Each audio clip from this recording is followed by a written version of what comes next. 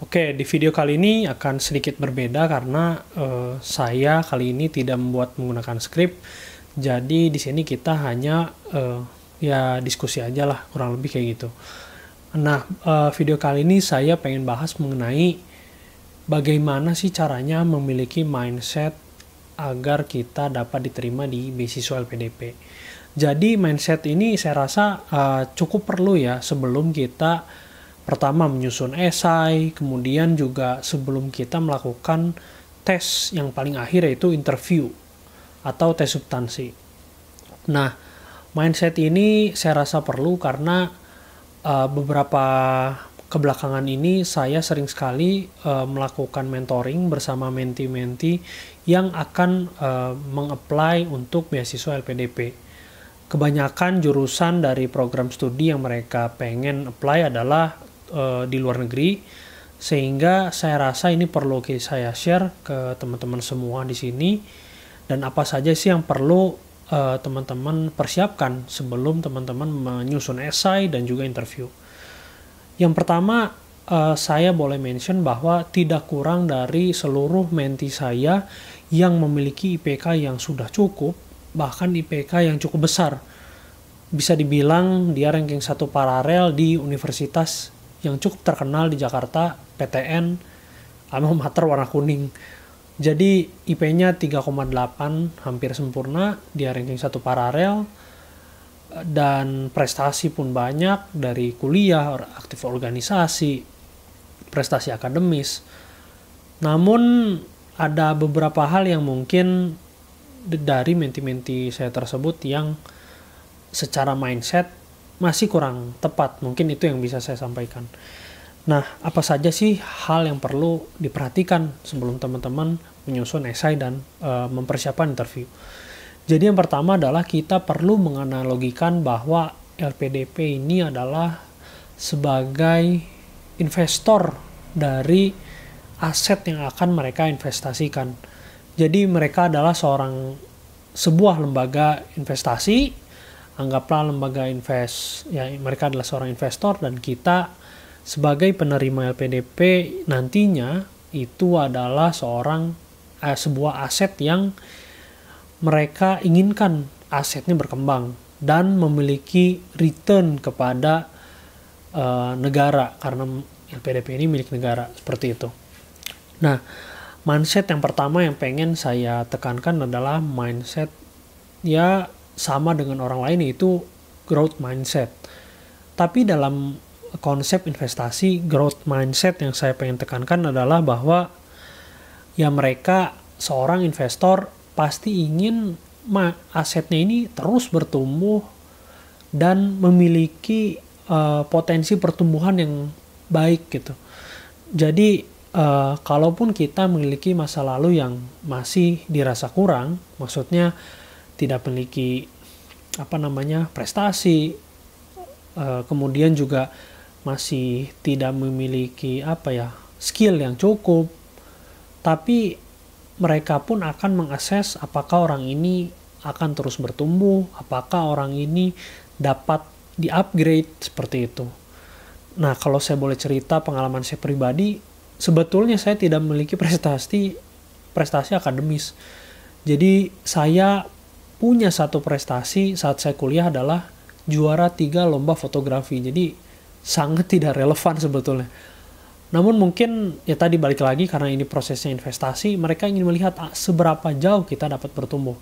Sehingga dalam esai, dalam interview, kita perlu menyampaikan bahwa kita memiliki karakter yang akan terus bertumbuh. Dalam hal tersebut, Contohnya adalah kita menunjukkan keseriusan bahwa kita akan belajar, kalaupun itu ada kesulitan saat belajar nantinya saat kuliah, kita akan terus bisa bangkit. Jadi ini sebetulnya lebih pertanyaan kepada karakter kita gitu. Kemudian hal-hal lain, contohnya kita pun sudah bisa belajar dari kesalahan yang sudah kita lalui. Contohnya misalkan kita pernah gagal dalam satu mata kuliah atau pernah gagal saat bekerja tidak menyelesaikan target atau tugas atasan yang sudah diberikan kepada kita. Sebetulnya jangan tutupi kesalahan yang kita miliki gitu. Jangan juga ceritakan hal yang baik-baik saja, karena pastinya kita manusia punya benar dan salah, sehingga perlu diceritakan sisi kesalahan kita itu apa. Tapi yang jadi poin utama adalah bagaimana kita menceritakan kita punya kesalahan dan apa yang sudah kita pelajari dari kesalahan tersebut. Kalau dalam investasi, balik lagi, mereka investor, kita sudah melakukan audit internal pada diri kita sendiri. Sehingga kita tahu, misalkan kita pernah memiliki kesalahan, dan bagaimana cara kita mengentaskan masalah yang sudah menimpa kita. Dan apa result dari saat kita sudah menyelesaikan masalah, apakah masalahnya semakin besar, atau masalahnya jadi selesai dan menjadi lebih baik lagi kita. Nah, itu yang perlu saya tekankan, perlu untuk disampaikan. Jadi jangan ceritakan masalah yang atau prestasi-prestasi kita saja seperti itu. Selanjutnya adalah kita pun memiliki mindset growth mindset, antara lain adalah kita proaktif dalam mencari informasi, dalam mencari keinginan dari pemberi beasiswa atau investor kita. Kita sudah tahu, proaktif mencari kampus kita secara detail, detail, bukan hanya survei.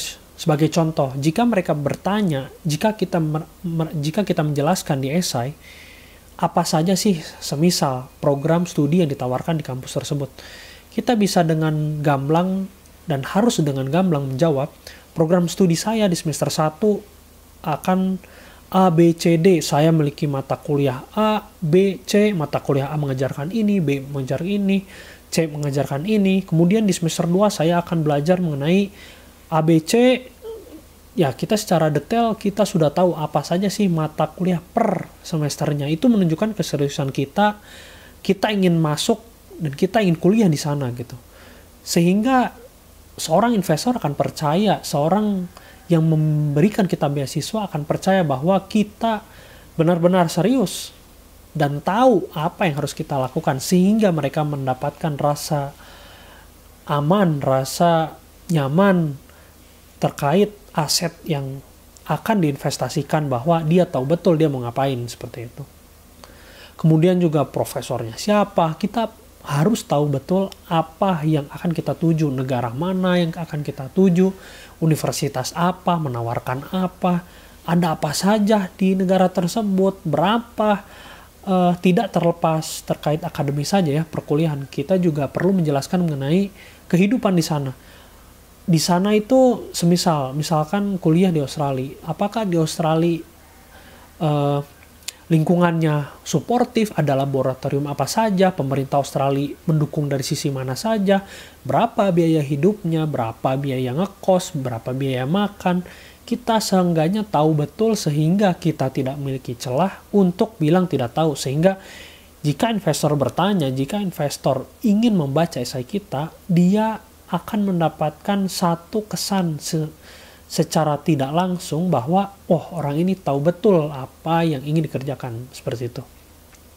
Itu mindset pertama mengenai growth mindset. Yang kedua adalah mindset dari return on investment atau ROI. Tentunya kita diinvestasikan oleh negara sejumlah uang dalam bentuk uang kehidupan dan juga uang untuk kuliah yang nilainya tidaklah kecil, itu besar sekali. Apalagi teman-teman menargetkan kuliah di luar negeri.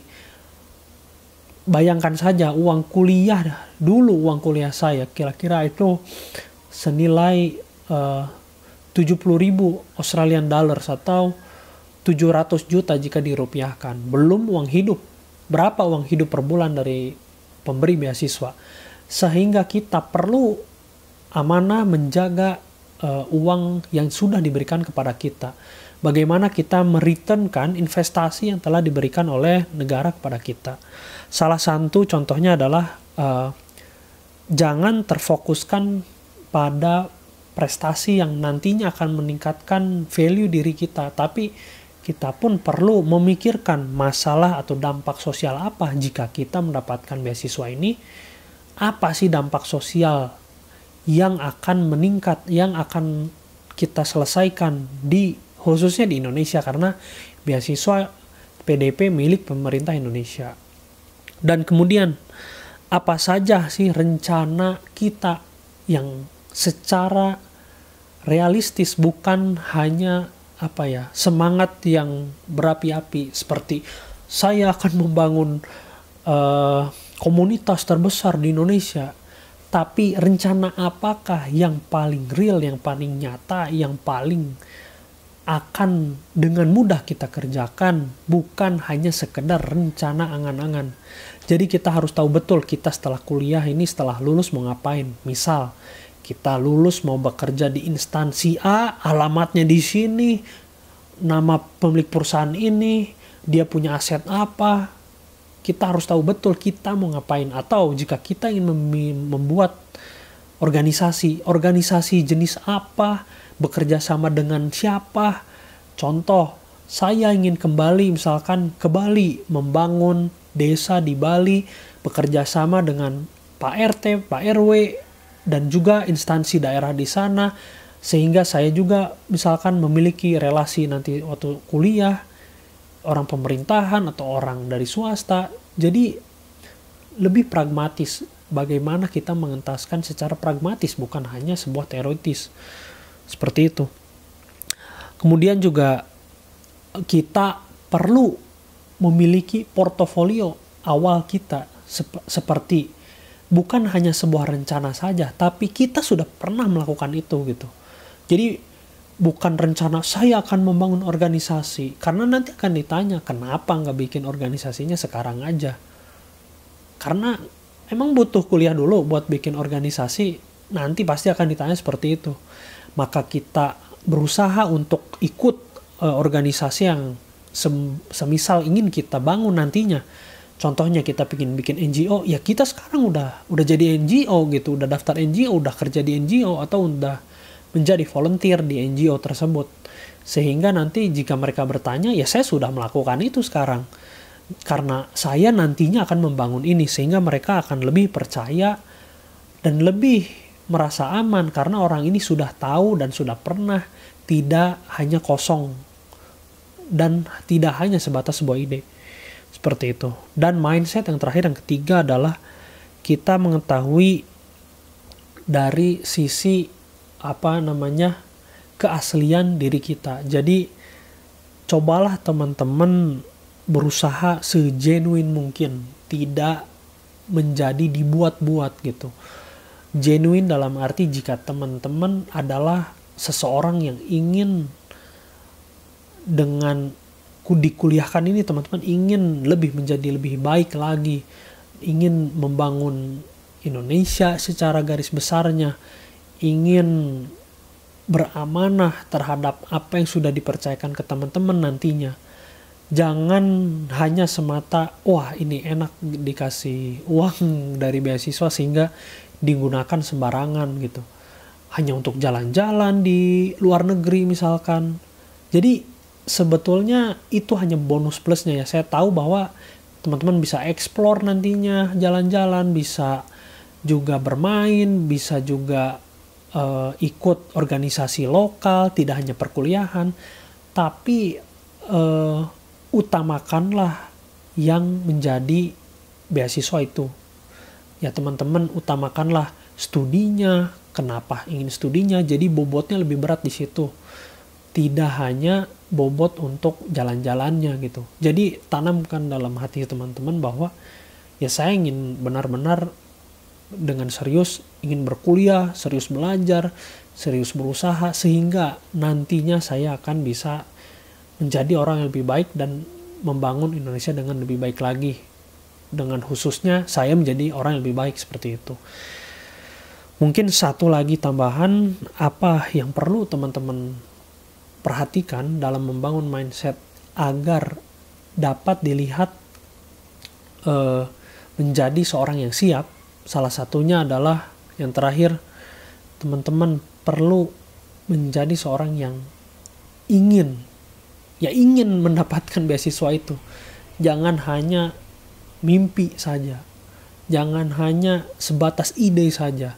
eksekusi yang paling penting, latihan, jangan hanya ingin lulus tapi tidak mau eksekusi. Karena semisal teman-teman akan interview nantinya, interview LPDP, kalau bisa teman-teman latihan dengan seluruh orang yang udah pernah kuliah di universitas cita-cita teman-teman, orang yang sudah bergerak di industri yang teman-teman pengen geluti, atau jurusan teman-teman yang pengen kuliah di sana, kemudian yang udah pernah dapat beasiswa maupun beasiswa yang lain, sehingga teman-teman mendapatkan gambaran 360 untuk nantinya menghadapi menyiapkan esai teman-teman, menyiapkan kesiapan untuk interview PDP. Mungkin itu saja dari saya, semoga bermanfaat, semoga dimudahkan urusannya untuk mendapatkan beasiswa LPDP. Sekian, terima kasih. Assalamualaikum warahmatullahi wabarakatuh.